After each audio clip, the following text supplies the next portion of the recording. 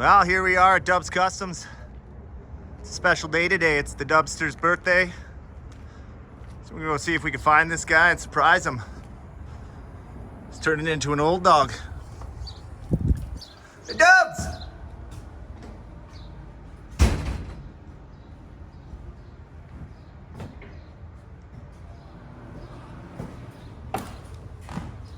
Dubs, you in here? Oh, nice. Look at the size of those.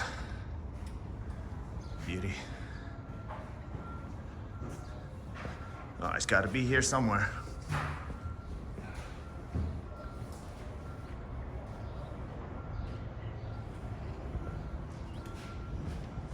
Hey, Dubs!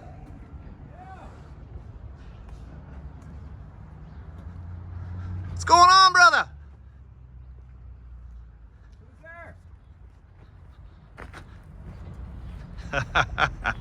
Yeah, it's exactly what you're doing on your birthday. Hey, buddy. Homie, what's going on? I come to surprise you, brother. What? What you doing on Snot Rag here? Oh, just give me a second. What's up, homie? Not much. Happy birthday, brother. Good to see you. Good to see you too.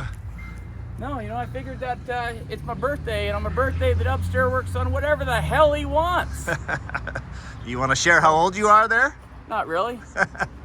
I figured, you know, at about 35, you know, I seen you getting older, and I figured I didn't want the same for myself, so I quit having birthdays at that point. So I'm still 35.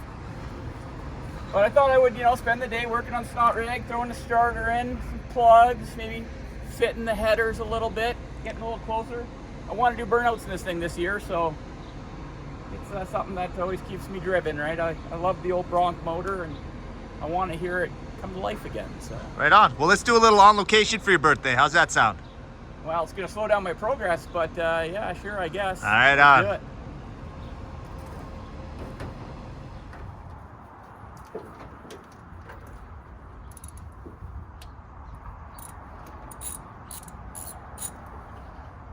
What do you think of the old motor and Snot Rag?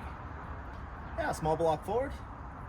Yeah, well, you know what? There's more history behind this small block Ford than you probably are realizing right now. Yeah. You got a lot of small block Fords. Why is this one so special? Well, let me kind of refresh your memory a little bit. Oh, yeah. Remember back in the day, you had that old orange, ugly Bronco? Yeah, I do. It's nothing ugly about the old Bronco. This is the Bronco motor? Bet you it's the Bronco motor, buddy. This thing has not been started in at least 20 years. So I'm kind of like, I really got a fire lit under my ass to get this thing going.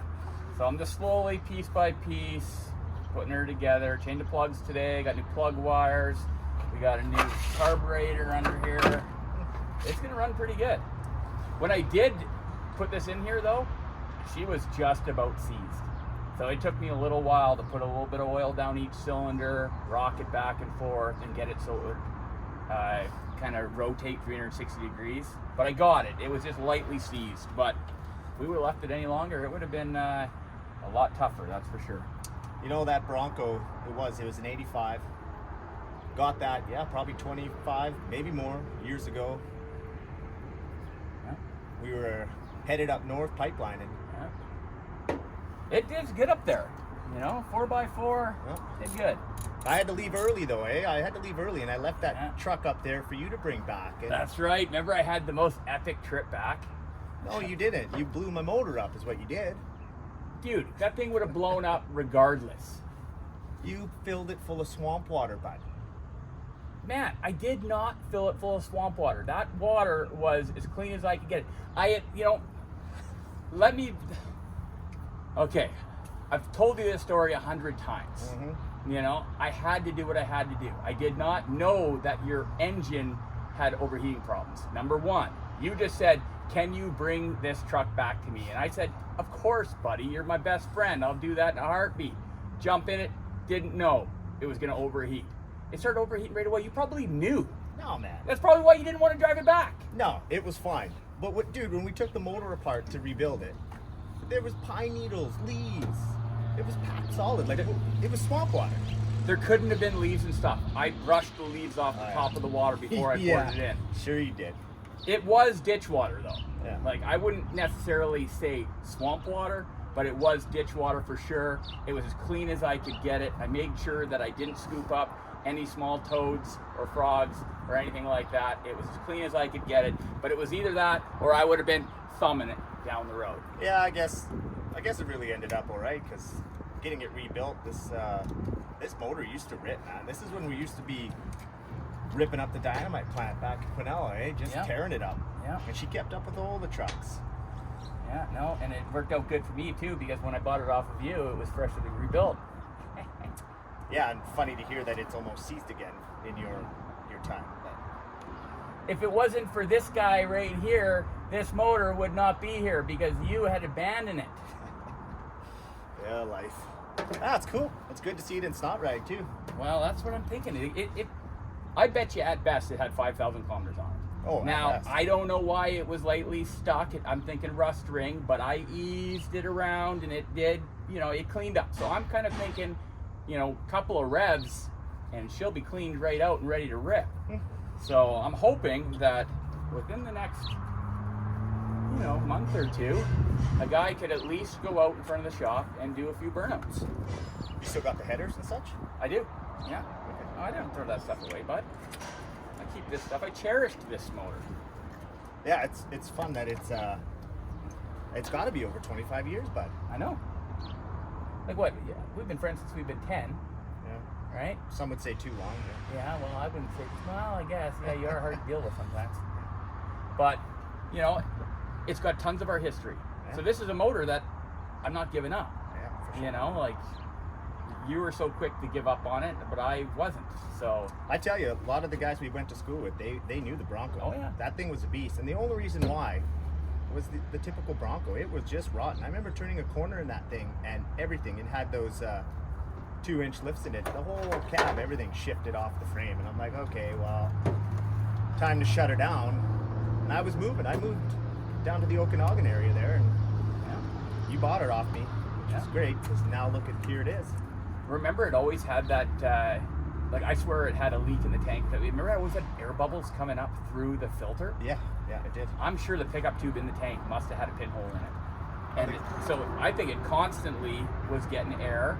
Whether it affected it, how it ran. Like, it ran pretty good, but I'm hoping, we put a new tank in it, run some new lines, solve that issue. Like, will it give it more power? I don't know. I doubt it, but you just never know. I like to think so. It'll have no problem lighting up the tires. No, not in this light little truck. No, I'm pretty stoked on it. I want to get her all looking good, and I've been dying to get it in something for years. Mm-hmm. And when Snot Ray came into my life, I figured, this could be the opportunity to stuff something in it, and it happened to be the Bronco motor, and now it's just going to live its life doing burnouts, hopefully. I'm sure that this old truck is a one-tire fire. I'm going to have to put a posi unit in or something, but at least it has the 4 9-inch in the rear, so I can just go and find another third member, pop that in there, and then we'll be really smoking up the world. But I'm done on this side as far as plugs go. I definitely, if you weren't yapping so much, you probably would have picked that other box up and maybe changed them at the same time. That would have been good. Yeah, no, I want to keep, we're on location here, Dubs. I don't want to get stuff done, but it's, this is sweet. Like, this is sweet. This is a blast from the past. I can't wait to hear it fire up. Yeah. I kept it simple, got the ready-to-run distributor in it. Yeah. So literally just got to put power to that sucker, run the plugs, get the headers on. We could do a test fire just to make sure it's going to run on all 8, and then, that will really light the fire. And then water pump and radiator. There's still a ways to go, but the main key parts are here, and then I was just putting in the time. That old Bronco was an automatic. You got a standard in this old Ford here, so that'll be fun to see that race. Oh yeah, it should make it seem like it's got a lot more power. I'm just really hoping that I'm wrong on the rear end, and it's actually got some kind of a limited slip or a posi. Yeah, sure. And that would make things a lot easier. Then I don't have to look for a third member, but if we get a seat in this thing this summer, I'll make sure I give you a call and you'll be here for the maiden voyage, maybe even the fire up. I don't know. I think by the time it's ready to go, I don't know if I'll be able to wait for you to show up. I probably would want to just fire it up. But well, let's just get it fired up. Yeah.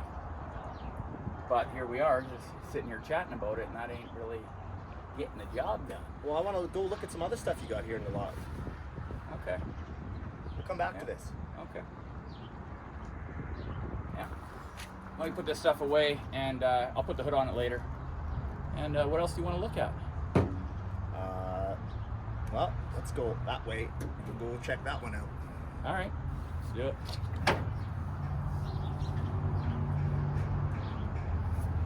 The old Bronco motor.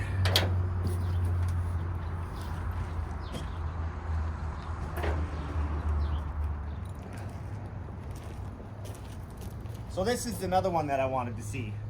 This Trans Am of yours is one of the ones that did really well on your YouTube channel. And if you haven't seen it, check it out. But what's the story on this one, bud? Well, I really like this vehicle, and believe it or not, I found it about 100 yards yonder. And it's come a long way since I found it in that field. I brought it to the shop, and obviously I cleaned it up, and I gave it a nice clear coat. You know, things take time. I am looking for parts. This is something that is high on my list, but I need the time to be able to, well, number one, save up enough money to buy the parts. Number two, get the parts here before I can carry on. You know, spending my time in cleaning it up and clear coating it, well, that was cheap and that was just my time. Now it's going to involve money to get it to the next level. Yeah, fair enough. And you said you clear coated it here. I see some of the comments on there of the method that you clear coated it. Why did you choose this one? What, you mean, why did I choose between going glossy or going dull? Yeah, exactly. Well, when it rains, this is the way I always see my patina. It rains, patina pops. So when I was gonna choose what type of clear coat to use, well, of course I'm going with glossy clear coat because that's what it looks like when it rains. Everybody's got their own preference. This one's mine. Fair enough. And what are you thinking about the motor for this? You know, I would really love to go with a 6-liter, and I would love to swap out the automatic for a standard. But at the very least, run a 4L80E 4-speed automatic transmission and a 6-liter LS engine that I could put a turbo on, because you guys got to remember that this car is a turbo car. They only built turbos in 80 and 81. I'm still not sure exactly what year this one is. I haven't checked the VIN. I'm sure I could find that out in a hurry. But yeah, 6-liter. Right on. So Project Alley Cat on Dubs Kustoms YouTube. Check it out. And you know what? I just want to take a minute, brother, to shake your hand and thank you for coming and spending the day with the Dubster on his birthday. And I want to thank everybody else for all the birthday wishes. I really appreciate it. So now let's show what you're going to build for season 5, bud. No.